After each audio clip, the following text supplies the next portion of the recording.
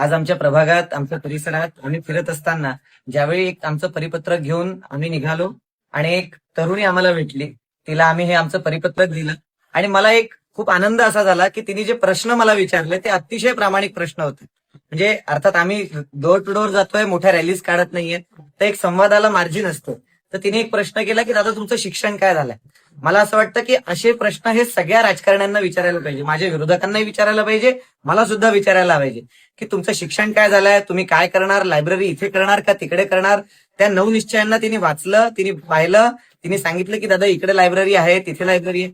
तर एक अटेन्शन देऊन मॅनिफेस्टो, संकल्पपत्र वाचला, त्यासाठी मी ताईसाठी खूप आभारी आहे.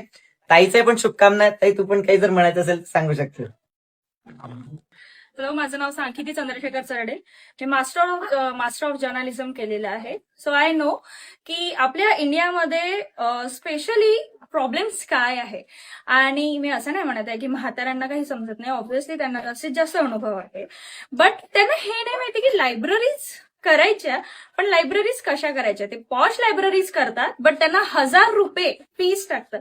मी असं नाही म्हणते तुम्ही फ्री शिक्षण द्या, फ्री शिक्षण नको द्या, पण असं शिक्षण द्या ऍटलिस्ट तुम्ही म्हणजे माझ्यासारखे सिम्पल मिडल क्लास व्यक्ती ते अफोर्ड करू शकणार. मी ₹1000 महिन्याचे दिले तर माझे वर्षाचे ₹12,000 मी कसे इन्व्हेस्ट करू. पुस्तकं एवढ्या महाग आहे. एक इंडियन कॉन्स्टिट्यूशनची पुस्तक घेतली ना ती ₹650 सेकंड हँड पुस्तक मिळते आणि फर्स्ट हँड ती ₹1200 पुस्तक मिळते. सो मी इथे पुस्तक घेऊ की फीस भरू.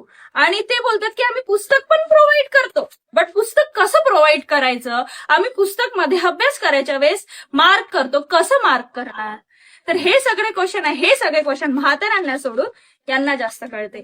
सो युथला जास्त आम्ही सपोर्ट करणार आहोत, बट ऑब्व्हियस आहे. आम्ही ज्यावेळी सातत्याने हे सांगत आलो की नुसतं 2 खुर्च्या, 2 टेबल आणि 4 भिंत्या असेल तर ते वाचनालय नसतं, तर स्पर्धा परीक्षा पूरक असणं आवश्यक असतं. ताईने हे आता इतिवृत्त सगळं समजावून दिलेलं आहे की स्पर्धा परीक्षा पूरक वाचनालय म्हणजे काय असतं. धन्यवाद.